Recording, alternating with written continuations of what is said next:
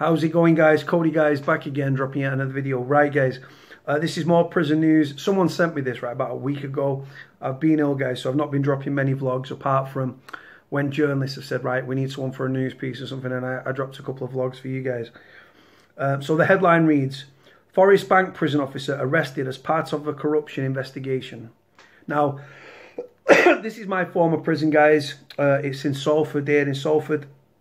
It's a Category B prison run by Sodexo Justice Services. Now, as I've said in previous vlogs, right, there is not a month that goes by where the prison isn't in the paper, right? So, like I say, a 28-year-old man from Bolton was arrested at the Salford prison on Monday afternoon. A prison officer has been arrested as part of an investigation into corruption at Forest Bank prison. Oh, surprise, surprise. Police say a member of staff was taken into custody on suspicion of misconduct in a public office.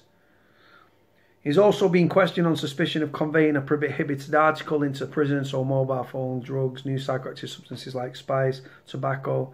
A 28-year-old man from Bolton is believed to have worked as a custody officer at the Salford jail.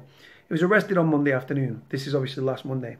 Officers from the Prison Corruption Unit at the Northwest Regional Organised Crime Unit, easy for me to say, made the arrest at around 4 p.m. on October the 8th.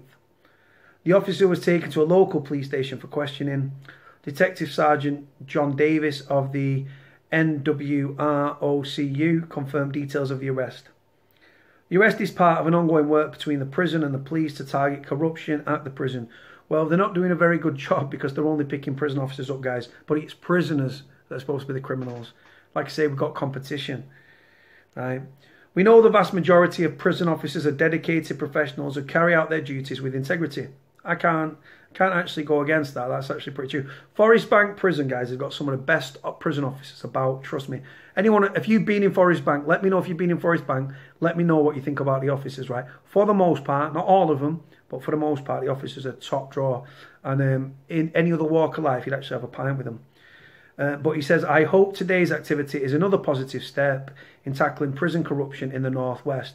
We will continue our efforts to bring offenders to justice.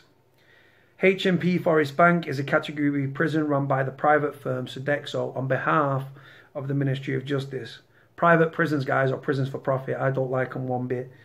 A spokesman for the prison said, we confirm, right, because what will happen, this will get to the police would have released a statement to the local paper, the Manchester Evening News.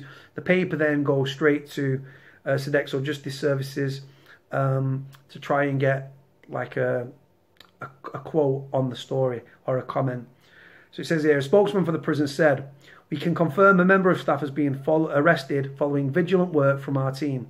As this is part of an ongoing police investigation, we cannot comment any further. Surprise, surprise. The arrest is the latest in a series of spates of incidents at the prison. In July, prison officer Lachey Martin, I did a vlog about her down a timeline, was jailed after hiding contraband, mobile phones, SIM cards, charges and tobacco in the waistband of her gym pants under her uniform and smuggling them into Forest Bank.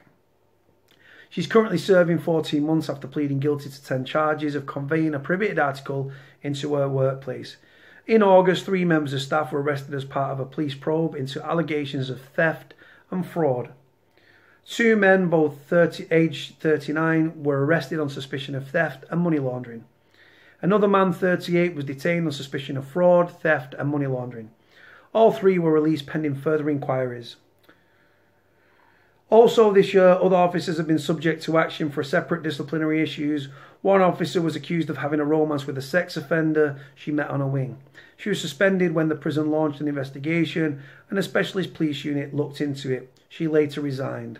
Not long afterwards, at Easter, an officer was suspended after 2 prisoners overpowered him, stole his keys and escaped from their cell, before trying to free a 3rd inmate.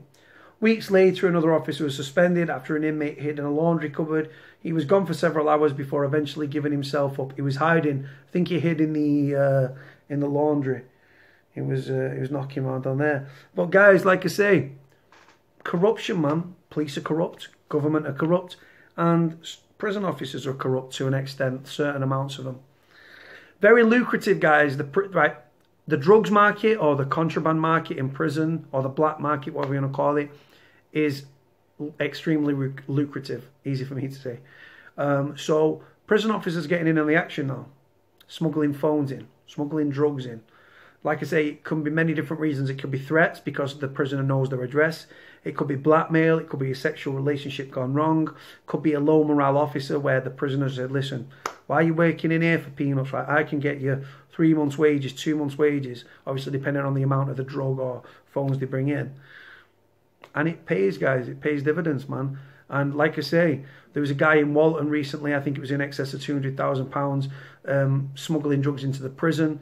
I always, when they say, oh, it's £200,000, even by prison standards, the sums just didn't add up. He was caught with £9,000 cash on him as well, guys.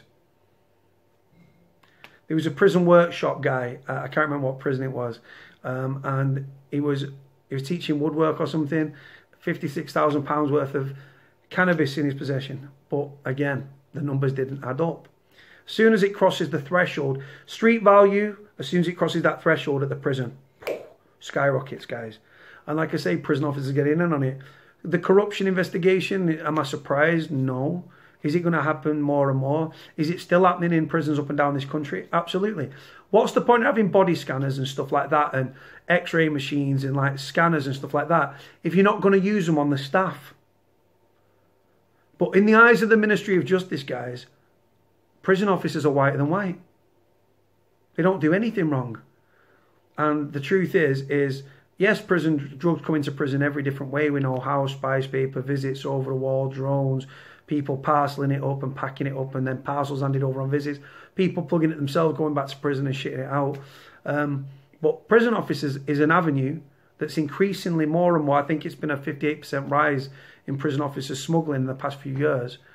So there's obviously a market for it. It's extremely lucrative and prison officers are cashing in. Doesn't surprise me. Forest Bank Prison are a lot of good officers, but there's a lot of corruption going on at that prison. It's badly run from the top by the director of the prison. He's called governor, but in private prison they call him directors. I think it's called Matt Spence. I met him once on the wing. He was coming around with a load of different governors from other prisons. And we was cleaning the wing and stuff as they came on, and we had to look proper busy. So we were scrubbing, cleaning, mopping, wiping down, all the usual stuff. But yeah, guys, badly run from the top. Corruption's a big problem. Let me know what you think about the video. Let me know what you think about the story. Like, comment, subscribe. Cody out.